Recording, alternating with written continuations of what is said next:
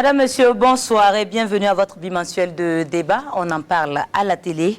Des scènes inédites au Burkina ont donné ce qu'il convient d'appeler les émeutes du carburant. De longues files dans les stations-service suite à une annonce de rationnement de la disponibilité du Super 91. La Sonabi appelle les distributeurs de produits pétroliers à rationner à 60% la distribution de l'essence. Un choix provisoire pour limiter dans l'urgence l'impact de la pénurie de carburant dans plusieurs villes. Il n'en fallait pas plus pour créer psychose et panique chez le consommateur et une cacophonie autour de la question de la disponibilité. Et c'est dans cette ambiance que s'est effectué le passage à la nouvelle année pour le consommateur, parfois livré à l'appétit vorace des vendeurs, des spéculateurs, vendeurs à la sauvette. Une situation qui a duré 10 jours, même si les autorités se sont voulues rassurantes en annonçant un retour à la normale au bout de 3 jours. Les esprits calmés, la situation de nouveau restaurée et la pression sociale décantée, la RTB tente ce soir de comprendre ce qui s'est passé et surtout porter à la connaissance du Burkinabé les dispositions prises pour éviter des situations similaires. Pour ce faire, nous avons sur ce plateau des acteurs du domaine, la nationale des hydrocarbures avec M. Hippolyte Bassolé à ma gauche. Il est le directeur central des opérations. Bonsoir, M. Bassolé. Bonsoir. Alors, à ma droite, on a le ministère du Commerce représenté par M. Gambetta Nakro, conseiller technique du ministre. Bonsoir, M. Gambetta. Bonsoir, et nous avons également sur ce plateau la Ligue des consommateurs, dont la voix est portée par son secrétaire général, M. Ouseni Ouedraogo. Bonsoir, M. Ouedraogo. Oui, bonsoir, madame. Bonsoir, chers téléspectateurs de la RTB. Bienvenue à tous sur ce plateau. On attendait également le groupement professionnel des pétroliers indépendants qui est absent. Qu'à cela ne tienne, nous allons tenir donc le débat. Bonsoir, madame, messieurs, et bienvenue sur ce plateau. Vous avez aussi la possibilité d'interagir avec nous à travers vos critiques et suggestions.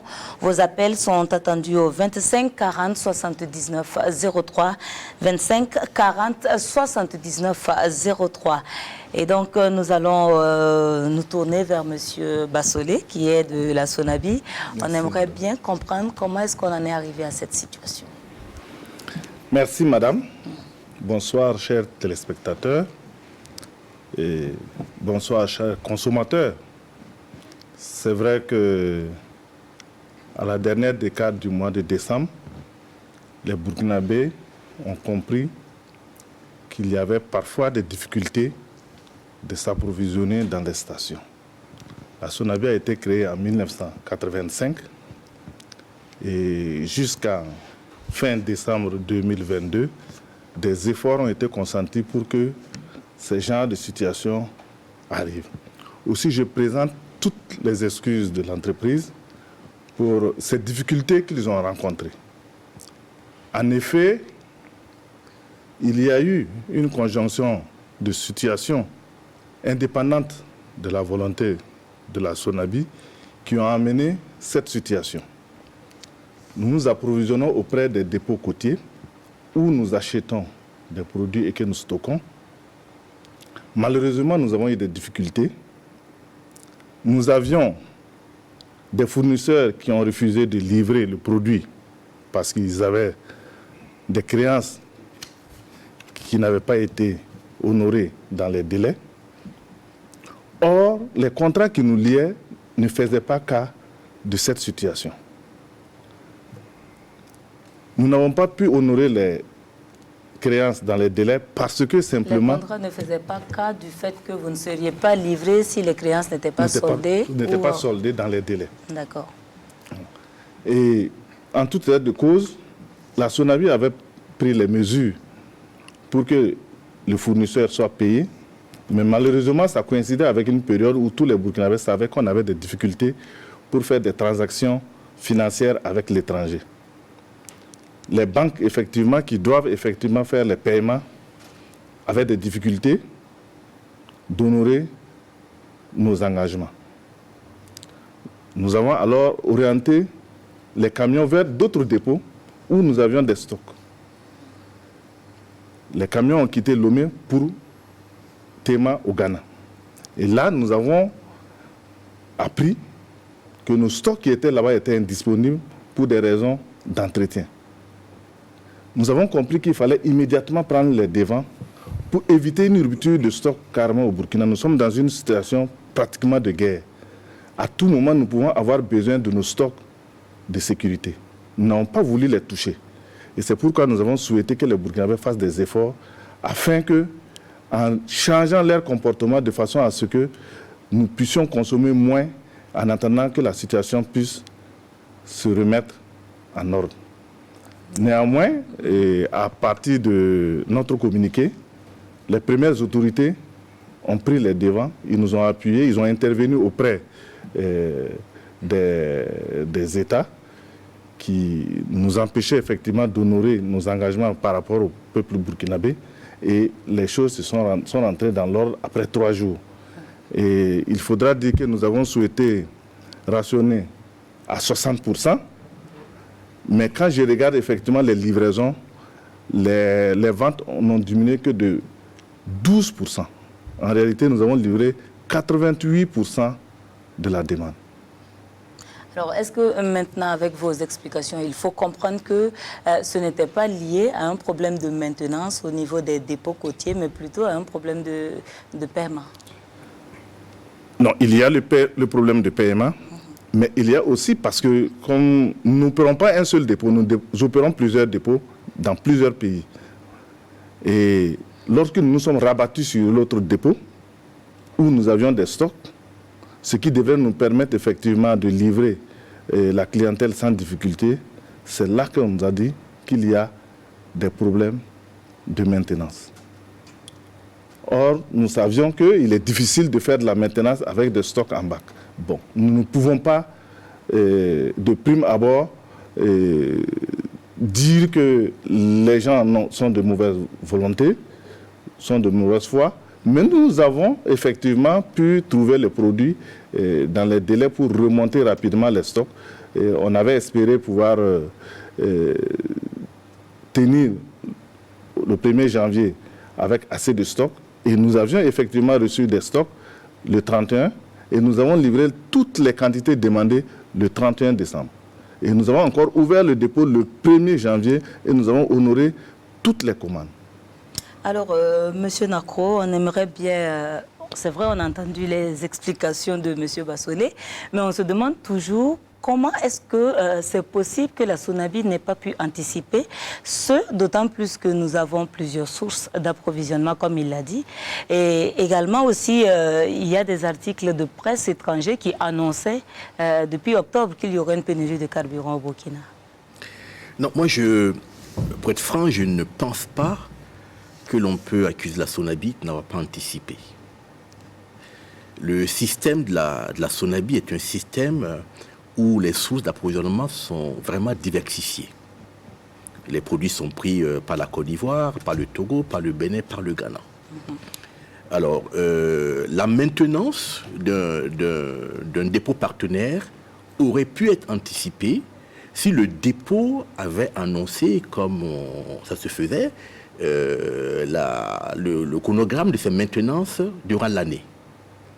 Mais quand de façon ponctuelle, la SONABI va pour prendre des produits qui sont normalement disponibles et qu'on lui dit non, ce n'est pas disponible, ça n'a pas été annoncé ni planifié, vous voyez qu'elle est mal à l'aise. On doit donc comprendre que les opérations de maintenance ne répondent pas à une certaine périodicité. Normalement, oui. Mais là, la SONABI n'a pas été informée depuis le début de l'année de cette maintenance. Et les dépôts a souvent des contraintes qui peuvent l'amener à faire un choix d'une maintenance ponctuelle. Et voilà. Donc c'est ce qui explique, à mon avis, que le problème s'est posé, mais pas que la SONABI a eu l'information et n'a pas anticipé. L'autre élément, comme a dit donc le directeur central de la SONABI, si dans le contrat, il n'a pas été prévu que lorsqu'il y a un petit retard de paiement, le fournisseur ne livre pas, ben, on peut ne pas s'y attendre. On peut ne pas s'y attendre. Sinon, je vous assure qu'avec cette diversification qui a été faite, si la SONABI n'anticipe pas, je pense que le pays aurait été comme les pays voisins pour qui les ruptures sont des choses assez habituelles. Ça, c'est vraiment ce que je pense de cette situation, et moi, je n'aurais pas imputé... Mais c'est une situation qui a tout de même duré une dizaine de jours, M. Bassolé. En réalité, en ce qui nous concerne, nous avons réduit effectivement nos livraisons pendant 3 jours. Et nous avons eu un seul jour où nous avons livré 60%. Les autres jours, les livraisons ont monté jusqu'à 86%, 88%. Mais comme vous le savez sans doute, il y a eu effectivement de la spéculation autour effectivement de ces produits. Et c'est la spéculation effectivement qui a créé cette situation. Certains disent que nous n'aurions pas dû communiquer. Mais vous savez, si on n'avait pas communiqué... La cible de la communication a peut-être été mal choisie. Oui, la cible, c'était nos partenaires de la distribution pour les permettre de prendre les dispositions et surtout pour qu'ils puissent coopérer. Voilà, l'objectif, c'était cela. Parce que parfois, ils ont aussi des stocks dans leur station. Ils peuvent effectivement travailler à réduire effectivement le stock tampon et faire en sorte que l'approvisionnement puisse se poursuivre pendant ces 3 jours. Voilà. L'objectif, c'était cela. Et nous l'avons fait parfois sans que cela ne cause des désagréments. Encore, on s'excuse. Je crois que ce sont des choses qui arrivent et qui donnent des leçons, qui permettent aussi de voir comment est-ce qu'il faut désormais communiquer. D'accord, on en viendra aux leçons tout à l'heure. Monsieur Ouedraogo de la Ligue des consommateurs. Alors, durant cette période, on n'a pas vraiment senti la Ligue des consommateurs. Vous êtes resté pratiquement à faune et on aimerait comprendre ce qui s'est passé. Merci pour l'intérêt. Pour saisir la balle au rebond pour ce qui concerne votre interrogation, c'est d'abord de dire que nous ne sommes pas restés passifs comme nombreux sont ceux qui l'ont constaté. Alors, il vous souviendra qu'au niveau du Bureau exécutif national, en date du 23 décembre, nous avons eu ces rumeurs qui commençaient à courir et le département en charge des plaintes et réclamations a fait remonter ça au niveau du bureau. Et le bureau a eu une séance de travail en toute diligence pour essayer de voir est-ce qu'au Burkina Faso, majoritairement, quand il y a les rumeurs finissent par être critères de vérité. Donc, on s'est dit, OK, la fête entre 24 et 25 décembre, les uns et les autres sont dans la fête. Et malheureusement, jusqu'au 26, la situation était davantage chaotique. Et la Ligue des consommateurs était dans une dynamique du 27 et 28 décembre en Assemblée générale pour remettre en place un nouveau bureau exécutif national chapeauté par l'actuel président encore, M. Dasmane Traoré. Donc c'est à partir du 27 et 28 là que nous nous sommes réellement et excessivement penchés sur la question et on a saisi de manière d'abord informelle la SONABI parce que la situation n'était pas facile à leur niveau aussi pour ce qui nous est revenu comme un retour parce qu'ils étaient également sur le terrain. Et c'est à cet égard-là qu'on a adressé une lettre à la SONABI pour demander à rencontrer pour en savoir davantage. Et je sais que c'est le 23 janvier que nous nous sommes entretenus pour dire que au regard de la situation qui a prévalu, 10 jours de souffrance, l'existence même, la problématique existentielle même de la SONABI était posée. Nombreux sont ceux qui estiment qu'il faut privatiser la SONABI et lors de nos différentes conférences de presse, ça a été notre leitmotiv. Et vous s'en souviendra. Qu'il faut libéraliser le secteur. On avait demandé qu'on libéralise le secteur. Cela allait permettre à certains acteurs-là qui disposent de véritables moyens d'être encadrés par le ministère du Développement industriel, de la promotion des moyennes entreprises, à pouvoir prendre à bas le corps la situation et permettre à ces acteurs-là de revenir et de disponibiliser les hydrocarbures au Burkina Faso, comme cela serait le cas dans certains pays voisins. Maintenant, il nous a été rassuré que l'importance même de la SONABI, c'était d'assurer la disponibilité de manière pérenne, le carburant, et de qualité.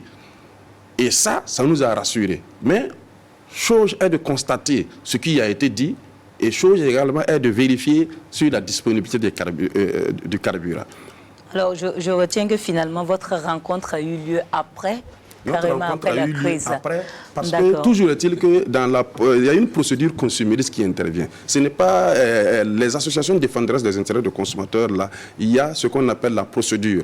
Le fait là, logiquement, il y a des acteurs qui sont en amont pour que le fait n'intervienne pas. La SONABI avait tout le loisir, la ressource humaine et financière pour anticiper, comme on l'a dit. Alors, et quand le problème intervient, quand le problème intervient, vraiment la ressource financière, oui, quand le ça problème fait partie des questions qu'on va on dit que la Sonabie, jusqu'à preuve du contraire, hein, on a entendu depuis 2015 les 39 milliards. Vous avez rencontré la Sonabie, vous avez constaté que ce n'était pas facile également pour la Sonabie. Oui, non, toujours est-il qu'il faut comprendre que nous sommes dans un débat contradictoire, mais d'ordre objectif. Tout à fait. Quand il y a de l'objectivité aussi, il faut comprendre la réalité des faits. Au courant 2015, ce que nous avons entendu. Mais actuellement, nous sommes à pratiquement 400 milliards de défauts de paiement que nous avons entendus. Et ce que les premiers responsables de la Sonabie nous ont fait remonter et ce que également nous avons entendu par voie de presse.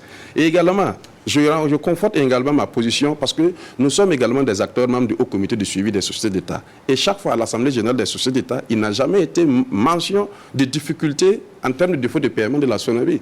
Donc, chose qui nous conforte dans notre position pour dire que la Sonabie, loisivement, est dans une situation financière sans souci. Vous souhaitez réagir à ces propos? Oui, je veux réagir à ces propos parce que je crois qu'il y a vraiment un manque d'informations. Parce que là, quand j'écoute donc Monsieur Ouedraogo, je vois effectivement qu'il y a une perception d'une entreprise qui va très bien au regard donc du chiffre d'affaires et du résultat net de l'entreprise. Mais il est question ici d'un problème de liquidité. Vous voyez? Et je crois que vous savez, et c'est dit tout le temps, même dans les différents rapports, que la trésorerie de la Sonabie, elle est négative. Elle n'est pas bonne. On parle de 400 milliards. Voilà. Pourquoi? C'est assez clair, c'est normal. Lorsque les prix à la pompe sont en deçà de ce que... Ne reflètent pas une certaine réalité du marché. Il est clair que l'État, qui veut préserver le pouvoir d'achat des consommateurs, s'engage donc à subventionner. Mais les réalités du terrain et les priorités du moment que nous connaissons tous peuvent empêcher l'État de pouvoir donc accomplir ses engagements en termes de subventions, ça se comprend. Alors on va en venir à ces prix et puis à ces questions d'endettement. On va juste terminer avec les questions d'approvisionnement et de stockage. Alors Monsieur Bassolé, on aimerait un peu comprendre la politique de stockage au niveau de la Sonabie. Et au niveau de l'approvisionnement du Burkina Faso en produits pétroliers, nous pouvons distinguer 6 segments. Et à l'intérieur de ces 6 segments, il y a 2 segments qui sont entièrement sous le contrôle de la Sonabie, qui sont sous monopole, à savoir l'importation et le stockage à l'intérieur. Les autres segments font l'objet d'utilisation du privé, le privé national ou le privé étranger. L'importation, nous faisons des appels d'offres ouverts où tout le monde peut participer. L'essentiel, l'objectif pour nous est d'avoir les plus bas prix et l'assurance d'être livré dans les délais pour éviter des ruptures. Et sur ce segment, je crois que nous faisons le meilleur résultat dans la sous-région. Nos prix sont connus par tout le monde. Lorsque nous ouvrons les prix, c'est en public et donc nous obtenons les meilleurs prix compte tenu du fait que nous faisons des achats groupés.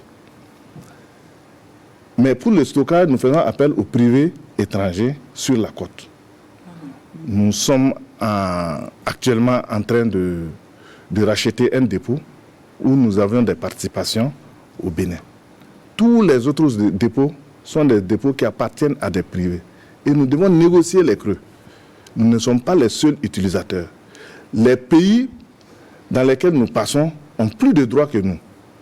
Nous n'avons pas la côte. Nous sommes un pays de l'interland. Ensuite, pour faire remonter les produits, nous faisons appel aux privés burkinabés, aux transporteurs burkinabés.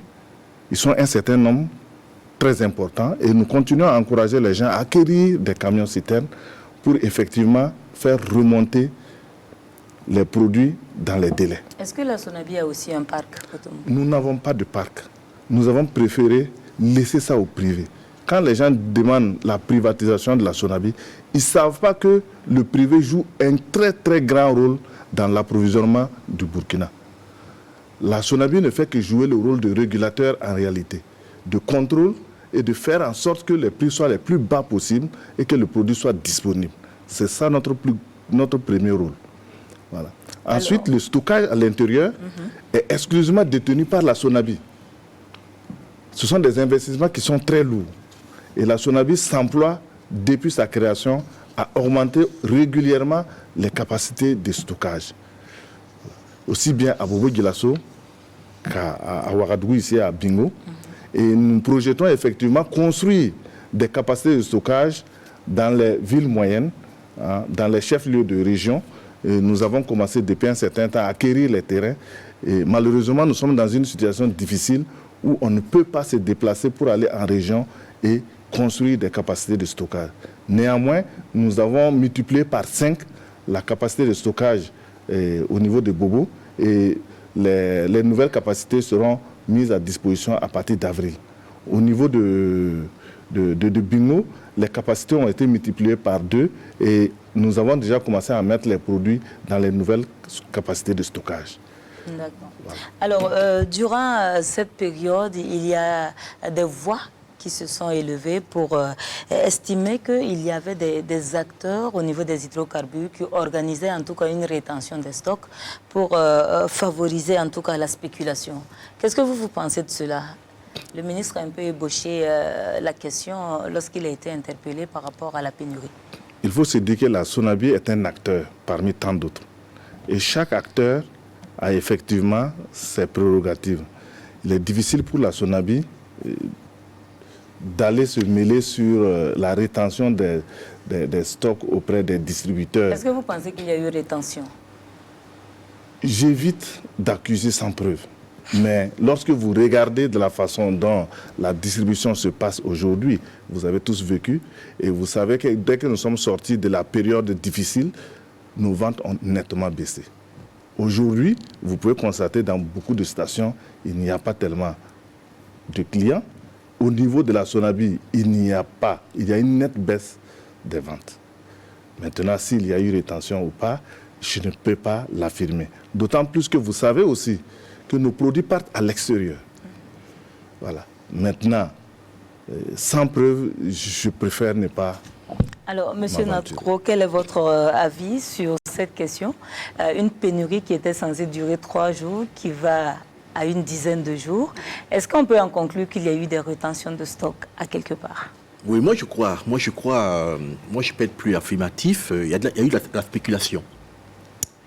Et le ministère donc a réagi assez rapidement par des contrôles assez vigoureux et des sanctions. Certaines stations d'ailleurs ont été fermées et des arrêtés ont été pris justement pour pouvoir minimiser donc ces faits-là et dissuader. Comme ça. Et ça c'est fréquent, que ce soit pour le Super 91, que ce soit pour le gaz butane, on a toujours des spéculateurs. Il parlait tantôt des produits qui vont à l'extérieur, mais c'est évident. On le faisait à l'inverse lorsque les produits étaient moins chers donc, dans les pays voisins. Si on parle le cas du gaz butane, vous voyez, rien que cela. Vous avez la bouteille de 12 kg, 5 qui doit faire 5 500 francs au Burkina, 12 500 au Mali, un peu moins de 10 000 francs au Bénin, au Togo. Vous voyez? Alors, évidemment, les spéculateurs, on subventionne aussi pour les pays voisins, en tout cas pour les frontières. Donc, c'est tout ça qu'il faut regarder, qu'il faut essayer de contenir. Mais oui, il y a eu de la spéculation qui est venue allonger donc. Est-ce que vous pensez que c'est le fait de petits vendeurs qui veulent des petits bénéfices, ou bien tout ça c'est organisé dans le but justement d'étouffer la SONABI et puis nous amener à une libéralisation du marché? Alors pour cette motivation, je ne peux pas être formel. Moi, j'aurais plus tendance à une motivation peut-être pécuniaire, hein, mais vous savez, tout est possible. Hein, dans ce domaine du carburant, tout est possible. Mais bon, ma tendance est beaucoup plus une motivation pécuniaire, mais vous savez. D'accord. Alors, M. Ouedraogo, quel est votre avis sur cette question? Oui, l'avis est partagé, en tout cas au sein de la Ligue des consommateurs, parce que à la date du 29 et 30, et surtout même le 31 décembre, des acteurs membres de la Ligue des consommateurs ont été dépêchés sur le terrain pour constater de visu dans beaucoup de stations de la ville de Ouagadougou sur ce qui se passe. Et malheureusement, le constat était amer en ce sens que des domiciles privés étaient véritablement en insécurité parce qu'il y avait des stockages de carburant dans des outils incommodes même comme contenants pour l'essence. Et ça, c'est un premier facteur. Le deuxième, il y a une motivation pécuniaire effectivement parce que le litre coûtait à certains endroits 3 000 francs, 2 500, 4 000. Et moi, personnellement, j'ai vu une dame avec son enfant qui ne se sentait pas. Car lorsqu'elle est arrivée, c'était devant la pharmacie, la clinique Souka, pour ne pas faire la publicité de la clinique. Voilà. Et en pareille situation, elle s'est arrêtée. Malheureusement, elle a payé 2 litres à 3 000. Voilà, donc le litre à 1 500 francs. Et ça, c'est un peu, puisqu'il y a des gens même qui ont payé le litre à 4 000 francs. Quand on est dans une situation difficile, où on a l'argent, mais la disponibilité de la matière n'est pas là, vous en conviendrez avec moi que quand la demande dépasse l'offre, et justement, le coût va quand peut-être vous, en tant que augmenter. Ligue des consommateurs, vous vous retrouvez dans une telle situation, vous êtes face à un cas pratique, comment est-ce que vous réagissez? Dans la dynamique, pour ce qui me concerne, et l'acte qui a été posé, et dans la majeure partie des cas, c'était véritablement de demander à l'intéressé pourquoi est-ce que vous contribuez à rendre la ville davantage chère à vos propres compatriotes dans la société. Un message de sensibilisation. Sans ça, qu'est-ce qu'on peut faire? Parce qu'on n'a pas la force publique.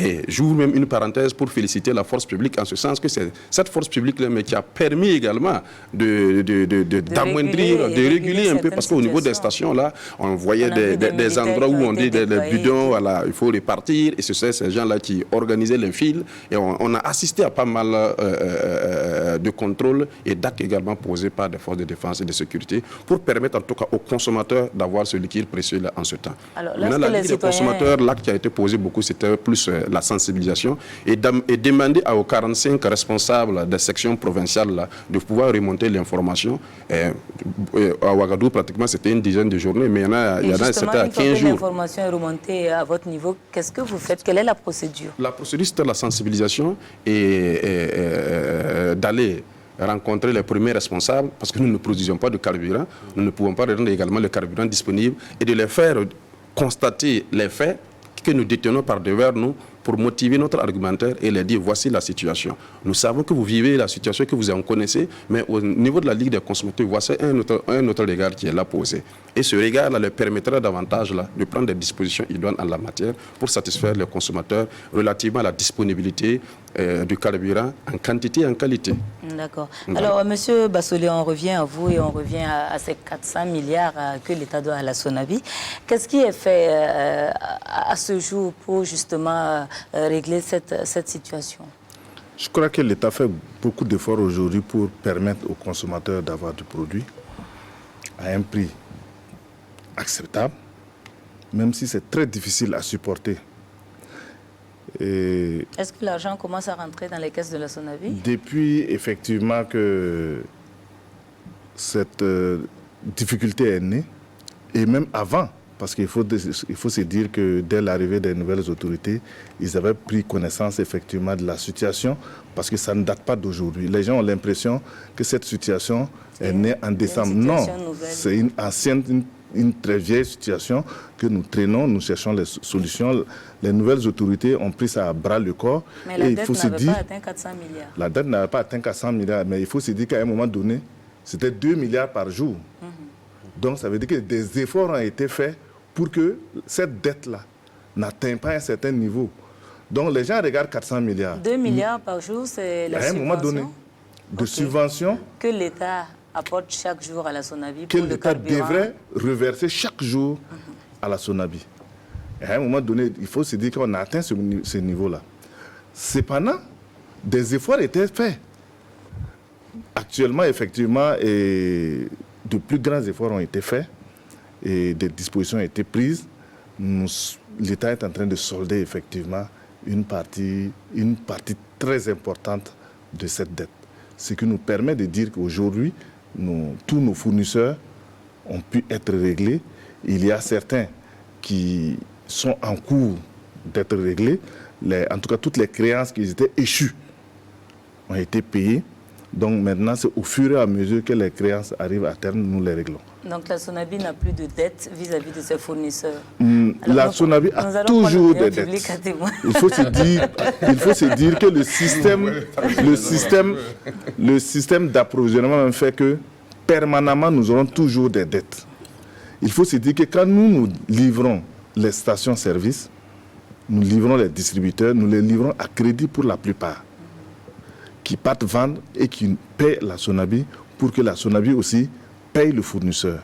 Lorsque nous achetons, nous faisons les commandes, avant que les produits n'arrivent après livraison au niveau du dépôt côtier, avant que le produit même n'arrive au dépôt intérieur, avant d'être vendu au client final, ça met du temps.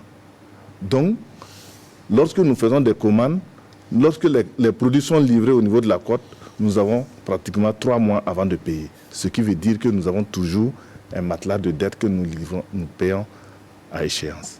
Alors, Monsieur Nacro, on nous annonce des réflexions en cours sur la structuration des prix. 2 milliards déboursés par l'État chaque jour, comme l'a dit Monsieur Bassolé, c'est assez énorme. Est-ce qu'on doit s'inquiéter? Est-ce qu'on est en train de s'acheminer, en tout cas, vers la pratique de la réalité des prix du marché? Ouais, je crois que tôt ou tard, il faut s'asseoir, il faut regarder la réalité donc, en face. Et c'est ce que les autorités donc, essayent donc, de faire. Et puis après, on discute et on fait les choix qu'il faut, mais des choix courageux sur la base de la vérité, de la réalité. Alors, le gouvernement a annoncé qu'une réflexion profonde sera faite, qui va toucher donc tous les compartiments. Le système d'approvisionnement, les prix, les mécanismes. Et je crois savoir que ça va être une réflexion qui va impliquer toutes les parties prenantes, de façon à ce que de manière froide, on puisse regarder ce que l'on peut. Parce que, vous voyez, ce qui s'est passé tout récemment, il y a eu un moment donné où le consommateur préférait avoir le lit de super 50 ou 100 francs un peu plus cher, mais l'avoir. Vous voyez? C'est une leçon importante, ça. L'avoir. Alors, comment intégrer donc dans la réflexion globale? On pourrait y revenir dans le débat, mais ça ouvre... Que le consommateur était dos au mur. Et voilà. Donc, il faut éviter d'être dos au mur en sachant que l'État le fait parce que l'État est préoccupé par le pouvoir d'achat des consommateurs. Mais comme je disais, sur le terrain, il y a la réalité, il y a des priorités qui sont là. Et ces priorités peuvent amener l'État à ne pas pouvoir, comme je dis, satisfaire la subvention, pas la SONABI, mais la subvention aux consommateurs. Cette nuance est assez importante. Voilà. Donc, et quand l'État est embêté parce qu'il y a un arbitrage à faire par rapport aux priorités, ben, on se retrouve à un moment donné où les prix ne répondent plus, le modèle n'est pas bon, et puis voilà, ça grippe. C'est ça qu'il faut regarder en profondeur. C'est ça qu'il faut regarder vraiment en profondeur. Et je pense que la Ligue des consommateurs sera certainement bien impliquée pour que l'on puisse parler vraiment sans faux fuyant, quoi. Alors, M. Bassolé, vous y réfléchissez à la SONABI, à une augmentation éventuelle du prix du carburant? Ça, ce n'est pas le rôle de la SONABI. Nous ne participons pas à la fixation des prix. Il faut se dire que les prix sont administrés au Burkina et c'est l'État qui prend, c'est le gouvernement. Le président du CIDPH, c'est le secrétaire général du Premier ministère. Nous suivons les recommandations. Notre rôle, c'est de faire en sorte que nous ayons le produit sur le marché international au prix le plus bas et en quantité suffisante, la meilleure qualité possible, c'est tout. Maintenant, si l'État décide de subventionner, nous espérons, nous travaillons, nous faisons les efforts nécessaires pour réduire nos charges au maximum, de façon à permettre à l'État de payer quand c'est encore possible.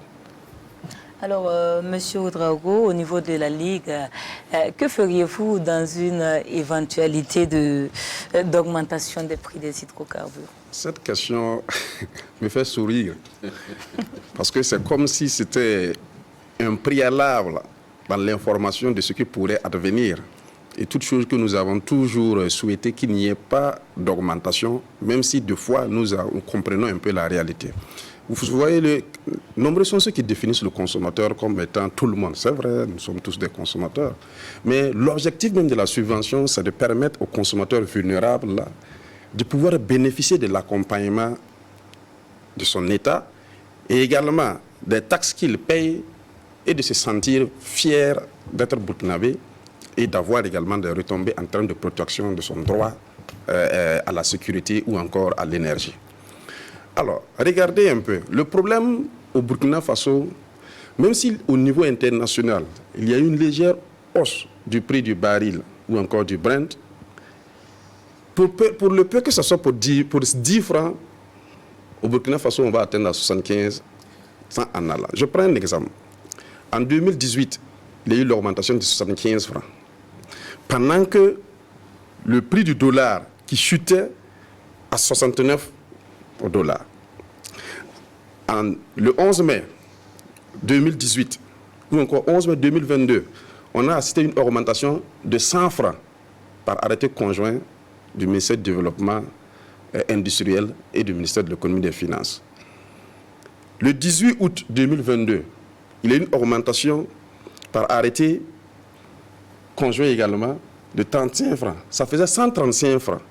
Et figurez-vous bien que le secteur des hydrocarbures est tellement un moteur du développement ou encore de la croissance.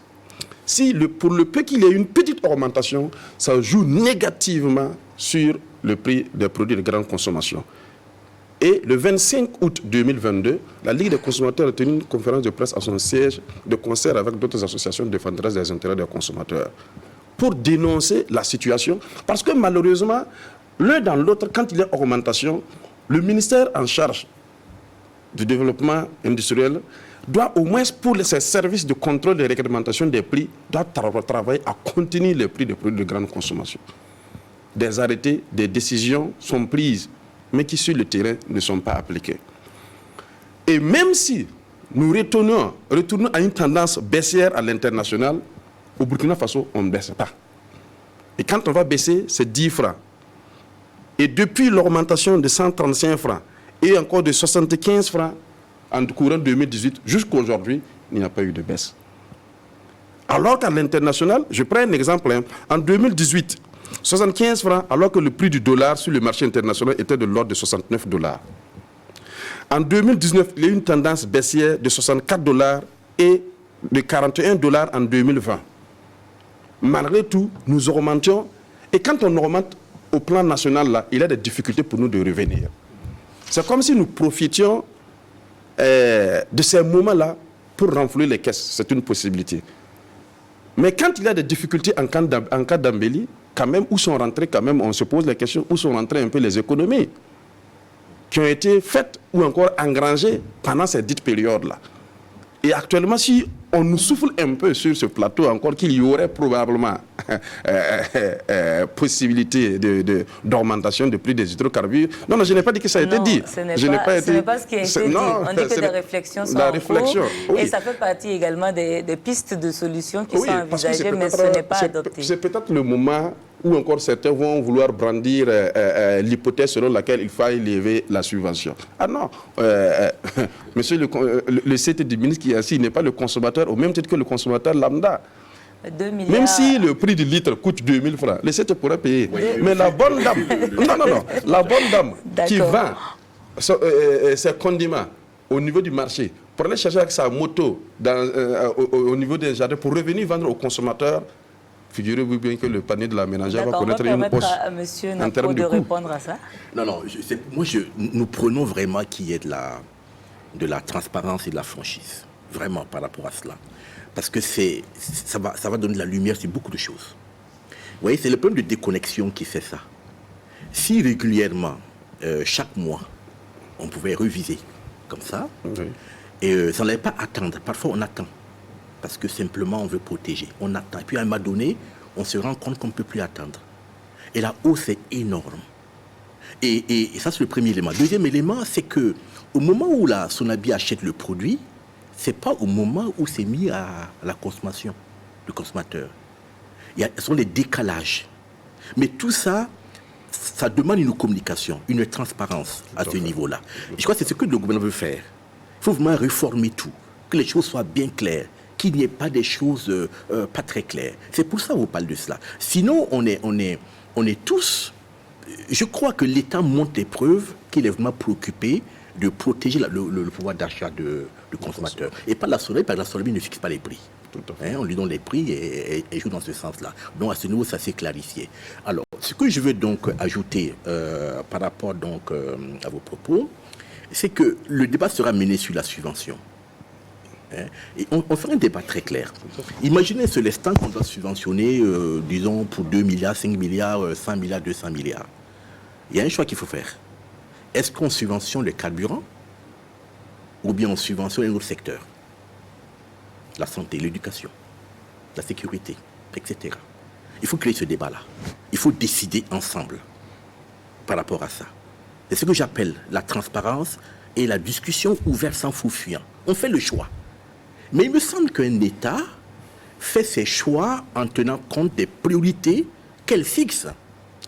Et c'est pour ça que nous prenons justement que les parties prenantes fassent partie du débat qui sera mené en toute transparence. Et sinon, il n'y a pas de renflouer les caisses, il n'y a pas de... Qu'est-ce à renflouer?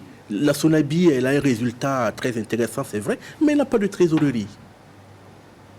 S'il y avait de la trésorerie, s'il y avait les caisses à renflouer, elle ne serait pas là. Un fournisseur ne pourrait pas refuser de livrer parce qu'on lui doit. Et nous mettre dans des difficultés de ce genre. Donc je crois que c'est ça qu'il faut régler au niveau de la structure de prix. Avoir la vérité du marché, communiquer là-dessus et faire des choix devant la réalité qui s'impose. Moi, c'est ce que je pense qu'il faut faire. Alors, M. Nako, vous savez également qu'en termes de priorité, augmenter les coûts également du carburant entraîne également un renchérissement du coût de la vie, les secteurs des transports et plusieurs autres activités. Je ne tranche pas. Ça devient difficile pour le consommateur. Je ne tranche pas. Je dis qu'il faut que ce soit un objet de débat, qu'on puisse discuter. D'accord. Voilà, pour discuter. Mais je ne tranche pas. Je ne dis pas il faut faire ça, il faut faire ceci. Je dis que ça mérite de faire l'objet de discussion et de choix. Même si avec vos arguments, vous essayez de nous pousser dans un sens. Bon, vous pensez que je Monsieur manipule, Oui, effectivement. On va écouter votre avis. Si je dois donner mon avis sur l'aspect de la subvention, du niveau de la subvention, ce n'est pas en tant que directeur central des opérations à la Sonabi. Je préfère le donner en tant que simple consommateur, simple citoyen, soucieux du devenir du pays.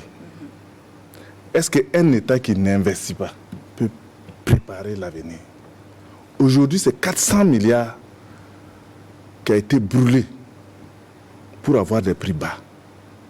Lorsqu'on me dit que le plus petit des consommateurs a besoin de ça, pour des prix bas, ceux qui ont le moins de moyens, ce sont les motos qu'ils ont. Lorsque vous subventionnez le litre d'essence à 300 francs, même s'ils consomment le maximum par jour, c'est 300 francs. Pendant ce temps, d'autres ont des voitures qui vont consommer 10 litres par jour. Ça veut dire qu'en même temps, quand vous donnez 300 francs aux plus pauvres, vous donnez 3000 francs aux plus riches. Vous créez encore une plus grande différence entre les plus riches et les plus pauvres. Je ne crois pas que l'impôt soit déterminé pour ça. Un pays, le gouvernement est là pour soutenir les plus pauvres et faire en sorte que la différence entre les plus riches et les plus pauvres soit réduite au maximum. Et non créer les conditions que l'écart soit plus grand. Il faut qu'on réfléchisse et qu'on revoie effectivement. Il y a d'autres pays à côté de nous qui sont dans les mêmes conditions difficiles. Les populations, les niveaux de vie des populations se ressemblent. Mais ils ne subventionnent pas autant. Les pays producteurs, ceux qui ont des puits de pétrole, ceux qui ont des raffineries, ils ne subventionnent pas autant que le Burkina. Ces 400 milliards auraient pu permettre de construire des routes. Ces 400 milliards auraient pu permettre d'améliorer l'enseignement, la santé. Il faut qu'on y pense, honnêtement. Et ce, d'autant plus qu'il y a des taxes qui sont greffées sur le prix du carburant. Oui, c'est vrai. Mais les taxes, c'est pour les Burkinabés. Les produits pétroliers sont taxés partout dans le monde parce que l'essence est considérée comme un produit noble. On ne subventionne pas l'essence. On met les taxes sur l'essence pour amener les gens à revoir leur façon de consommer. Vous faites l'essence moins chère, les gens vont avoir des comportements qui ne les permettent pas d'économiser. Et je crois qu'en tant que simple consommateur, il faut qu'on réfléchisse. Je ne dis pas d'augmenter, mais je dis de réfléchir. Est-ce qu'on construit ce pays-là comme ça? Alors, Monsieur Nako, est-ce que vous ne pensez pas également qu'il faut, il faut diminuer en tout cas ce qu'il y a comme taxe greffée au niveau des produits pétroliers, puisque l'État également revient pour subventionner ce qu'il lui-même il est venu prendre? Oui, j'ai regardé, j'ai analysé un peu l'article de prix et j'ai essayé de voir les équilibres qu'il y a entre les subventions et les différentes taxes. C'est pour ça que j'apprécie l'idée de la réflexion avec les différentes parties prenantes, les impôts, les consommateurs, etc. Et on verra, on fera des simulations. Si on bouge ceci, ça nous coûte quoi? Ça coûte quoi à la population, en vérité? Vous voyez? Et on peut aboutir à une structure de prix où peut-être on mettra taxe zéro. Mais il faut qu'on sache qu'en mettant taxe zéro, voici les conséquences. Et qu'on soit au courant, qu'on les accepte, qu'on les assume. Vous voyez?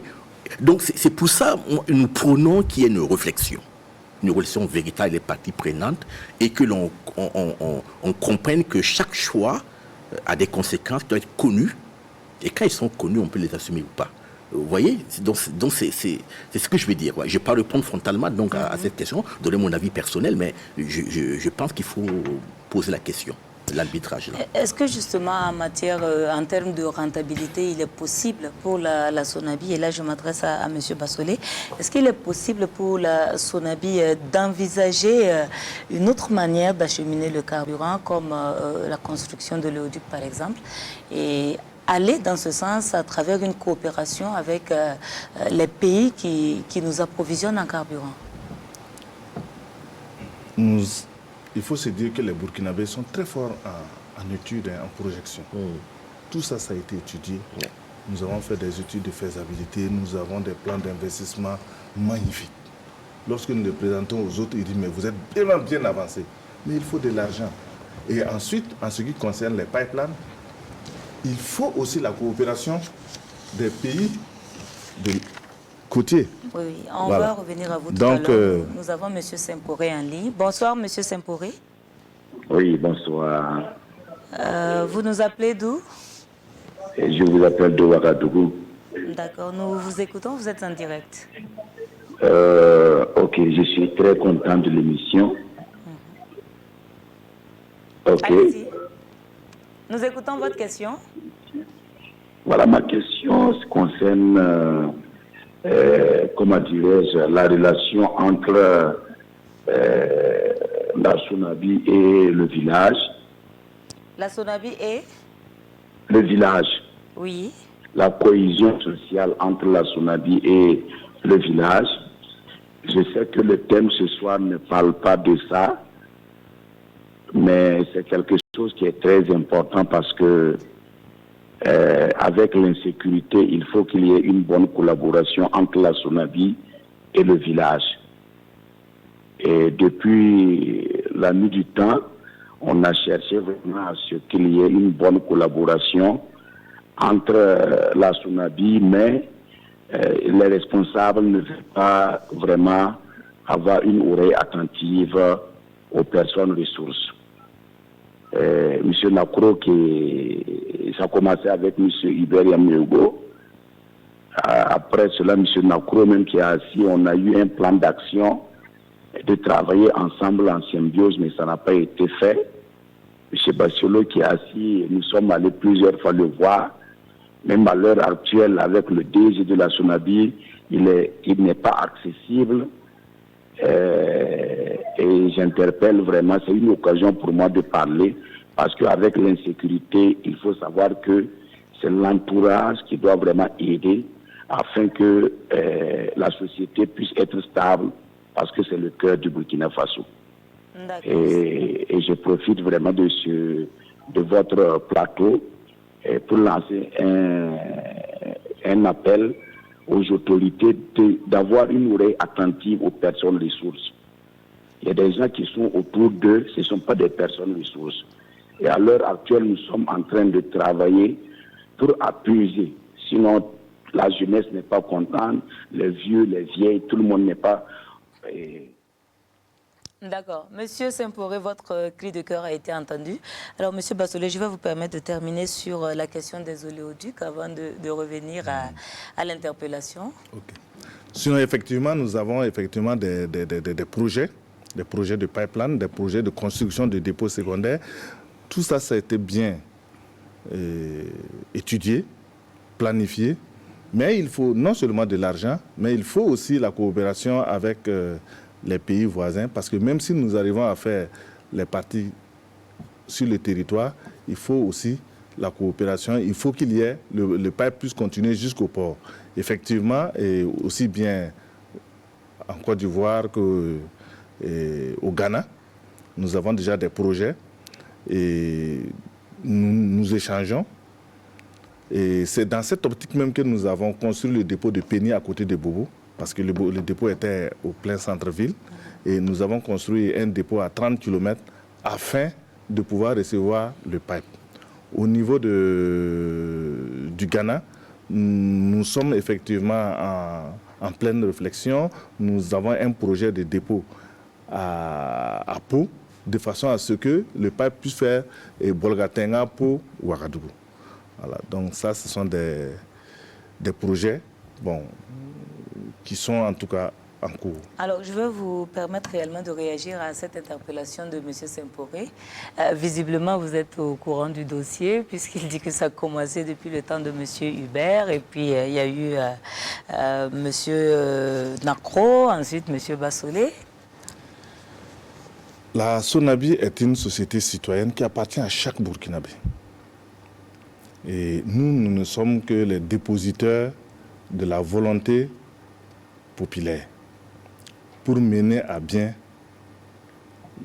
les missions qui nous sont confiées. Il est difficile, aujourd'hui, vous savez, de prendre certaines dispositions qui ne sont pas prévues par la loi. Effectivement, nous avons toujours des gens autour de nous qui se considèrent comme personnes ressources, qui souhaiteraient que nous puissions les utiliser sans avoir effectivement ces prérogatives, et c'est très difficile.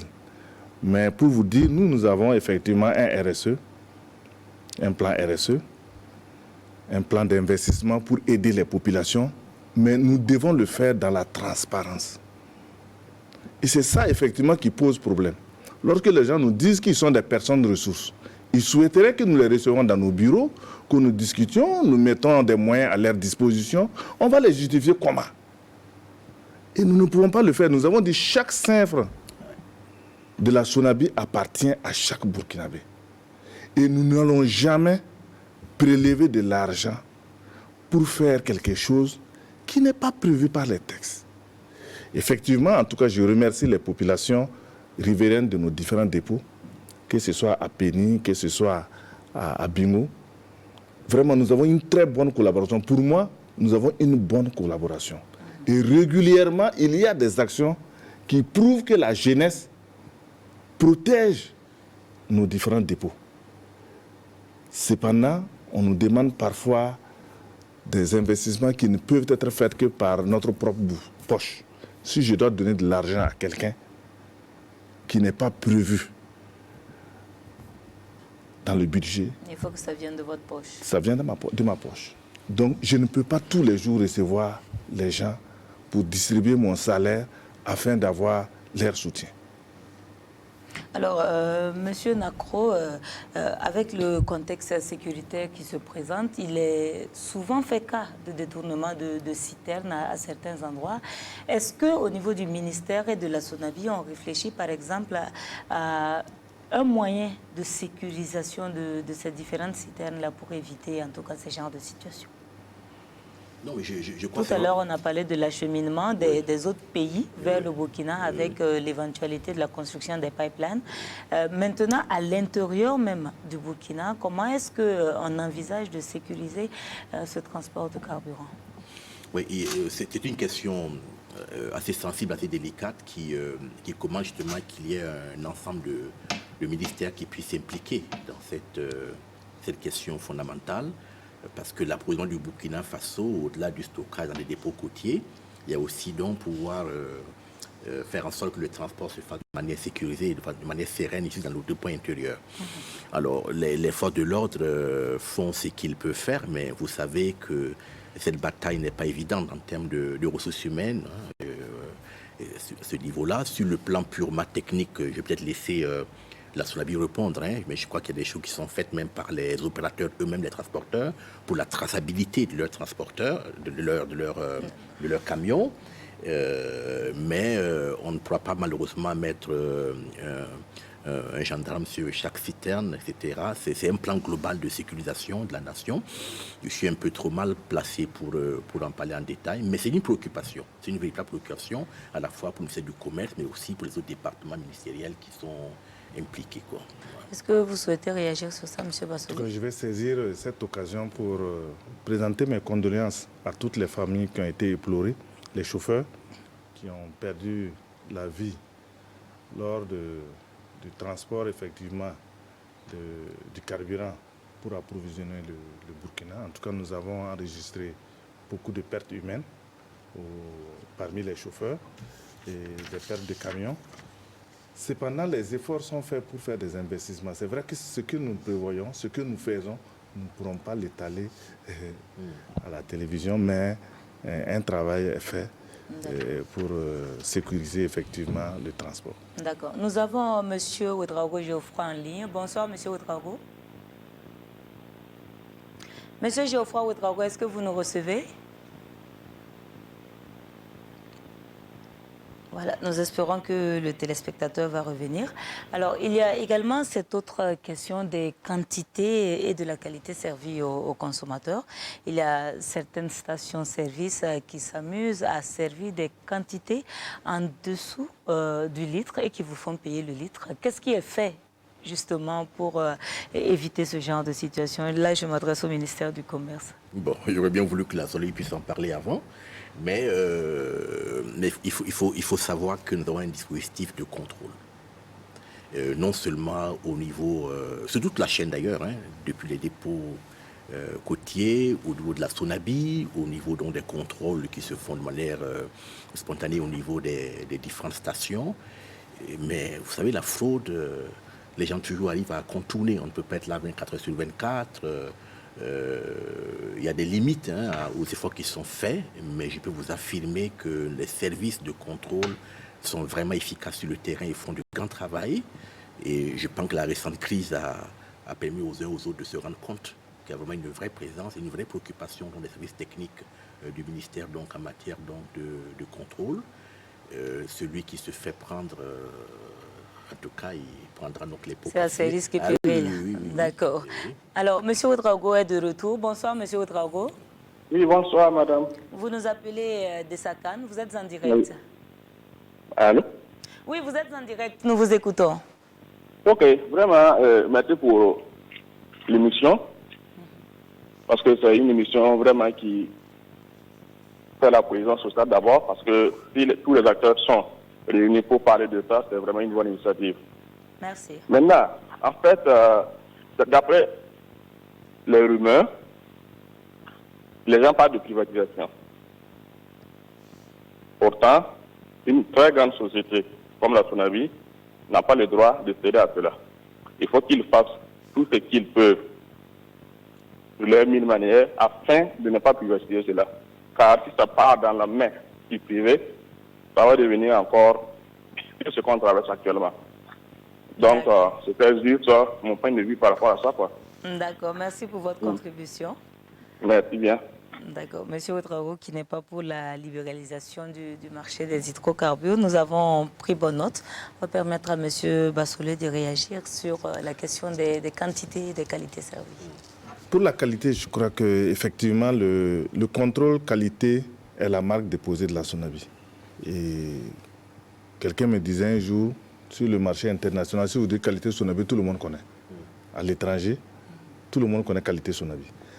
Parce que nous avons des spécifications et nous avons des laboratoires aussi bien au niveau des dépôts côtiers qu'au niveau des dépôts intérieurs qui contrôlent régulièrement les produits. Et lorsque les produits vont dans les stations, nous leur communiquons les caractéristiques qui peuvent leur permettre de s'assurer que le produit n'a pas été pollué. Par conséquent, le consommateur a intérêt à toujours s'approvisionner dans les stations-service. Maintenant, en ce qui concerne la quantité, il est revenu qu'à un moment donné, dans certaines stations, les quantités servies n'étaient pas conformes. Là, c'est un problème de la régularité des contrôles. Et sans trahir effectivement le ministère du Commerce, et nous avons participé tout dernièrement à une réunion où nous avons eu l'assurance que le ministère a recruté du personnel pour renforcer les contrôles dans les stations-service, C'est le cas aussi du ministère de l'Énergie, qui aussi a eu des renforts de façon à ce que les contrôles puissent être plus réguliers. Voilà. Et j'espère que cela va rassurer les consommateurs en ce qui concerne la quantité qui est délivrée dans les stations-service. Nous avons un appel de M. Kisbedo Zakari. Il nous appelle de Ouaga. Bonsoir, M. Kisbedo. Oui, bonsoir, madame. Oui, vous êtes en direct. Nous vous écoutons. Ok. Sinon, que je reviens un peu sur les problèmes qui sont liés à l'approvisionnement. Oui. Et je vois que dans l'émission, on n'a pas évoqué l'historique de nos problèmes parce que ce qu'on vit présentement là, moi, pratiquement depuis 2005, j'avais imaginé qu'on allait tomber dans cette situation. Tout simplement parce que on avait au moins 6 marketeurs, à savoir Mobile, BP, Texaco, Elf, Total, Shell, Walivia, et puis bon, un national Tagui. Et de tous ceux-là que j'ai cités aujourd'hui, ce qui reste, ce n'est que l'État et Total. Alors que le principe des marketeurs, c'était des producteurs, ce n'est pas des individus qui savent payer, comme ce qu'on fait comme appel d'offres présentement. Donc, il y a lieu que vous revoyez votre appel d'offres en appelant à faire à des producteurs. Comme ça, l'État ne va pas porter seul la charge. Parce qu'à l'heure actuelle, l'État porte seul la charge plus totale. Et maintenant, s'il y a un problème qui survient comme l'insécurité aujourd'hui, l'État ne peut plus faire face. Donc, ce qu'il y a lieu dans vos appels d'offres, il faut revoir ces parties-là. Parce que les 6 marketeurs que j'ai cités, les sociétés mères sont dehors et on envoie les quantités par quote-part. Et s'il y a 100 000 litres, on divise sur le nombre de quote-part et chaque marketeur envoie au Burkina. On ne cherche pas la couleur de l'État. Et c'est vrai qu'une fois arrivé à son habit, on déporte et chacun suit son stock en fonction de ce qu'il vend, il paie la douane, il paie le transit, ainsi de suite. Mais à l'heure actuelle, je me rends compte que c'est l'État seulement et total. Et ça, c'est pas bon. Il va falloir qu'on repense. Tous ces 6 qui sont partis là, bon, je ne sais pas qu'est-ce qui a été remplacé dans ce sens. Alors que dans le cas où c'était des quotes-parts, on ne demandait même pas, que nous, on pouvait peut-être recevoir le produit pendant 6 mois de consommation. La population ne se rend pas compte de cela. Ce n'est que 6 mois plus tard que la sortie tombe. Alors que présentement, je vois qu'il y a le monsieur de la Sonabi qui a dit qu'effectivement, ça date le problème là. C'est depuis 2005. Ces marketeurs sont partis. Et qu'est-ce qui a été remplacé? C'est l'État qui a supporté toute la charge. Mais en ce moment, on est en bonne santé. Et à l'heure actuelle, l'État est malade parce qu'on a un autre problème qui est plus crucial que le carburant. Donc, il va falloir que vous le voyez de ce côté. Donc, si on fait un appel d'offres, c'est nécessairement les marketeurs, ceux qui sont en mesure de raffiner et de produire qu'on donne, mais pas donner à des individus. Monsieur Kisbedo, nous avons pris bonne note de votre préoccupation. On va permettre à nos invités de réagir par rapport à ça. Monsieur Nako, vous souhaitez commencer? Oui, alors, moi, il faut qu'on ait beaucoup de rigueur dans l'approche de la question. Il faut pouvoir diagnostiquer les différents problèmes. Pour le cas présent, il faut savoir qu'est-ce qui a expliqué la situation qu'on a vécue. Et pour chaque point, il faut mettre en face une solution. Parce que si on ne parle pas d'un diagnostic, on trouve une solution qui n'a aucune cohérence avec le problème qui est posé. La Sonabi explique que les produits sont subventionnés en faveur du consommateur. L'État a des difficultés pour mettre à disposition ces sommes de subventions. Donc la Sonabi est fragilisée et n'est pas capable, était fragilisée et n'était pas capable de pouvoir faire face à ces engagements. Voici le problème. Et qu'est-ce qu'on met en face comme solution? Mais parfois dans nos débats, dans nos discussions, on trouve des solutions qui n'ont rien à voir avec le problème posé. Alors, le problème de la privatisation, la libéralisation. La Sonabi a l'avantage de faire des rendements d'échelle. Est-ce qu'on peut avoir le même prix avec 200 000 tonnes, 50 000 tonnes, qu'avec 10 000 tonnes, 5 000 tonnes? Économiquement, ça ne marche pas, ça ne peut pas marcher. Et c'est ce qu'on a vécu en 85 qu'on a changé. Donc, il faudrait que la solution, qu'elle puisse répondre à un problème posé. Vous voyez? Et c'est cela l'avantage, je reviens là-dessus, d'ouvrir le débat, de faire une vraie réforme et de pouvoir, entre techniciens, parties prenantes, régler ça sans imaginer des choses de laboratoire, camion-citerne, cela, etc., qui rigoureusement ne marchent pas. Alors, M. Bassolé, je crois que vous partagez son avis. Le conseiller technique a tout dit. D'accord. Alors, on va également parler de ces implantations anarchiques de stations, surtout dans les zones d'habitation. Est-ce qu'au niveau de la Ligue des consommateurs, vous portez un regard sur ça? Parce que c'est une véritable préoccupation. Tout à fait. C'est un triste constat, mais qui, je pense que depuis 2015 à 2018, nous avons porté en tout cas le problème au niveau du ministère du Développement industriel. Ça, c'est un premier constat. Et des interpellations ou encore des dénonciations ont été faites par le secrétariat national en charge des plaintes et réclamations. Également, dans le cadre de nos rencontres avec le comité interministériel de détermination des prix des hydrocarbures, l'information leur a été portée et majoritairement pour des stations véritablement implantées à Tinkodogo, et des stations qui ne respecteraient effectivement pas la distance prévue par la réglementation nationale. À la suite de cette réponse-là, permettez-moi en même temps de revenir sur la question de la subvention. Alors, on va juste vous demander quelques secondes pour prendre un téléspectateur, Monsieur Sokondo, qui nous appelle de Touessé. Bonsoir, Monsieur Sokondo. Oui, bonsoir, madame. Oui, vous êtes en direct, nous vous écoutons. Ok. Alors, je m'adresse directement à M. Bassolé. Oui. Parce qu'à suivre son argumentaire, j'ai l'impression qu'il est pour une nouvelle augmentation des prix du carburant. Ce n'est pas ce qu'il a dit. Bon, mais en tout cas, c'est ce que j'ai eu comme impression. Il explique les difficultés que rencontre la Sonabi. Oui, mais en fait, dans son argumentaire, ce que j'ai compris, en fait, c'est ça. Est-ce que vous avez une question par rapport à cela? Oui. Allez-y. Voilà, donc je voulais d'abord lui signifier qu'il serait que même si c'est 10 francs d'augmentation sur le prix du carburant, nous avons pas mal de collègues qui tournent autour de ça, parce que le transport va augmenter, les prix des produits de première consommation vont augmenter, et tout va augmenter. Donc, je crois que l'État, alors que nous connaissons tous le pouvoir d'achat de Burkinabé actuellement, voilà, donc c'est pas une bonne idée actuellement de penser à une nouvelle augmentation. Bon, mais si c'est pas ce qu'il a voulu dire, bon, il n'y a pas de souci. D'accord. Monsieur Sokondo, nous avons pris bonne note. Merci. Votre préoccupation avait déjà été soulignée sur ce plateau.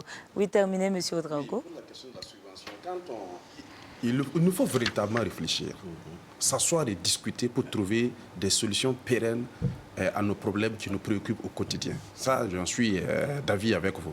Maintenant, quand on soulève la question de la subvention comme étant un argument plausible au niveau de l'État qu'il faille nécessaire, parce que l'État fournit assez d'efforts, ça pose énormément de problèmes et la pilule est difficilement avalable au niveau des consommateurs. Figurez-vous bien, la subvention, c'est l'argent de tous, hein, en réalité. Je donne par la droite en payant mes taxes et impôts et j'arrive à être supporté quelque part par la gauche de la main de l'État. Et quand on regarde également la subvention, pratiquement, ce n'est pas de l'argent prévu par l'État qui est utilisé par les caisses de l'État pour accompagner les populations comme si c'était, entre griffes, inventé au niveau de l'État. Ce sont les contributions, ce sont les impôts payés par les citoyens qui participent à l'effort de l'État dans son rôle régalien également à apaiser et à rendre le niveau de la vie moins cher.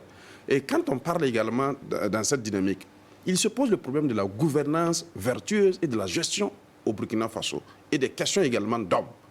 Il n'y a pas de taxe de trop perçue sur un citoyen. Mais si le citoyen sait où est-ce que ces centimes contribués là vont et que cela est perceptible et qui change son niveau de vie au plan national, je pense que ça ne souffre pas de débat. Mais malheureusement, ce n'est pas la chose la mieux partagée au plan national. Quand on prend la directive numéro 06-2001 de l'UEMOA, en son chapitre 2, article 5 précisément, il est fait mention des différentes taxes que chaque État membre de l'espace intégré doit pouvoir prélever.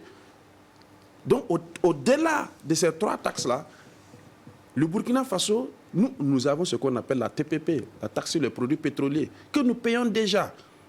Et nous souffrons sur le simple fait que nous payons 125 francs par litre de notre choix de consommer du Super 91. 50 francs de notre choix de consommer du gasoil. Et le cumul fait 135 francs. Et quand on fait comme ça les estimations, il y va de soi qu'il y a une possibilité, c'est ce qu'on avait dit, de pouvoir diminuer les taxes sur les produits pétroliers. Quand on dit d'enlever cette taxe, ce serait un peu difficile pour l'État, parce que l'État doit pouvoir assurer certaines activités de prise en charge pour les populations. Mais diminuer au moins de 75 francs sur les 135, c'est possible.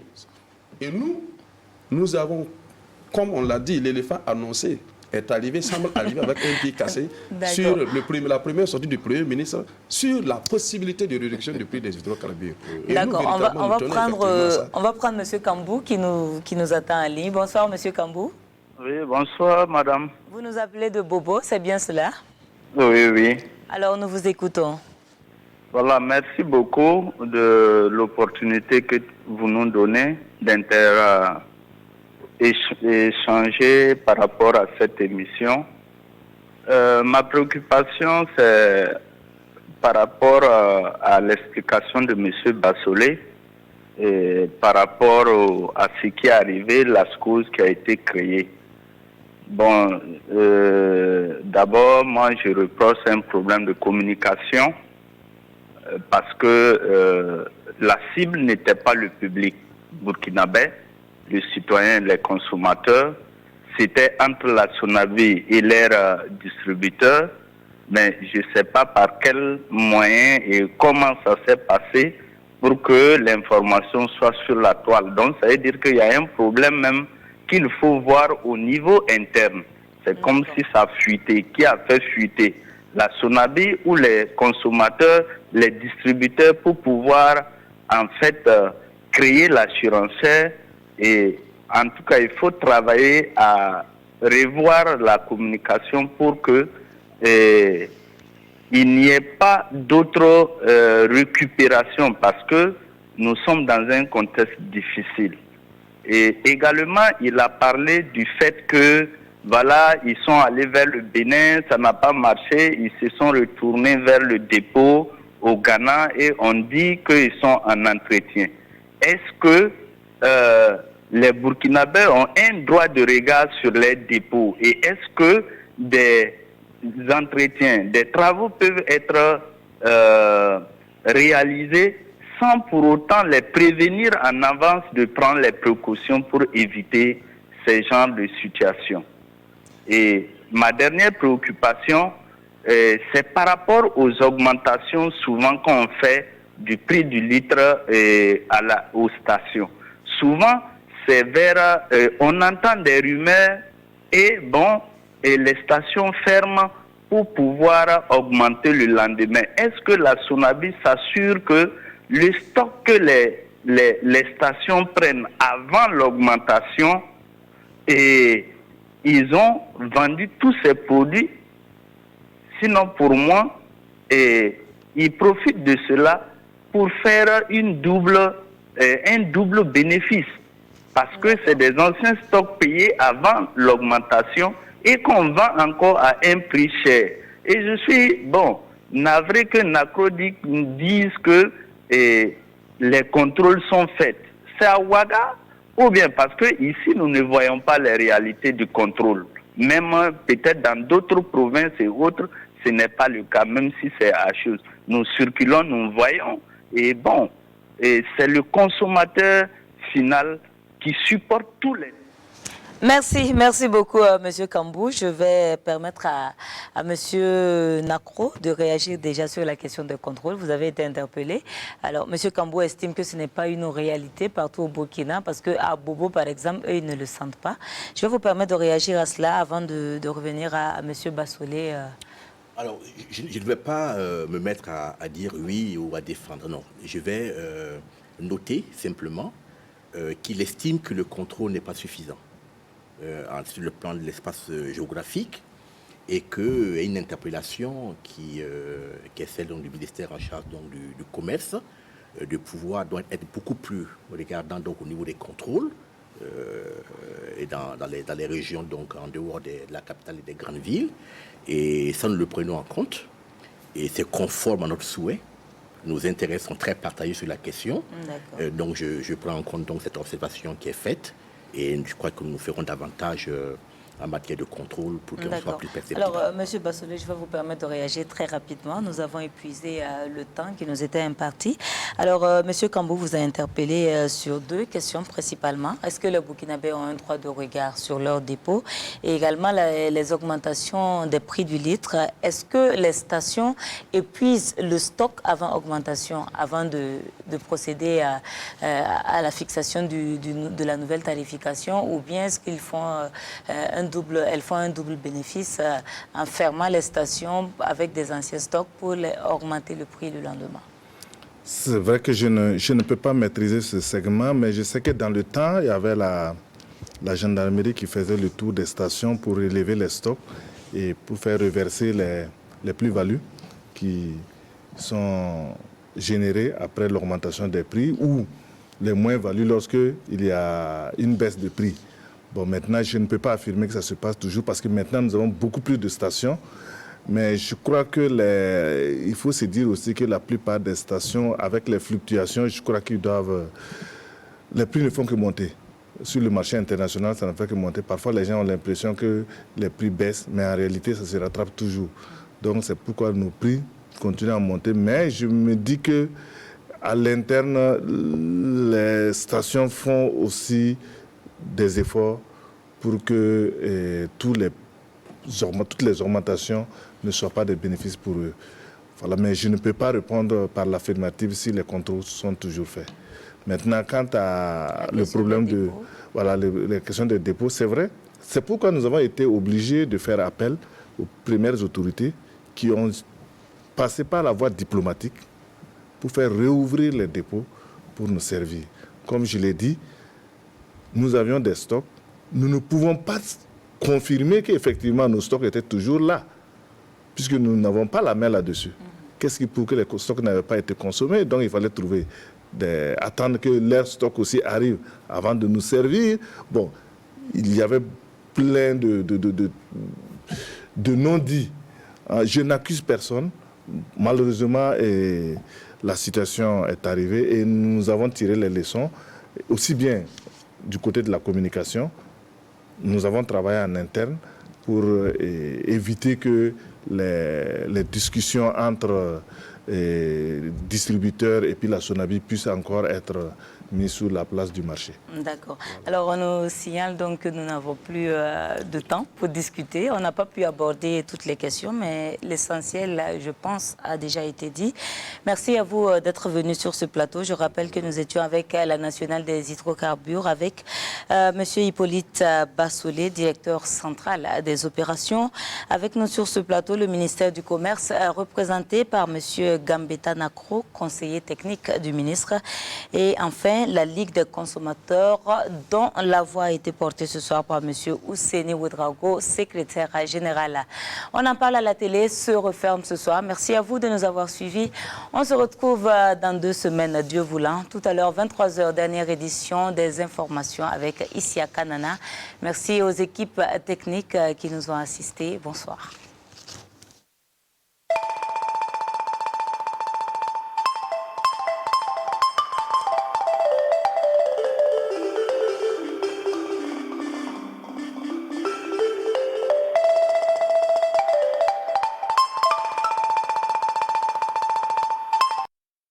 Alors je vais en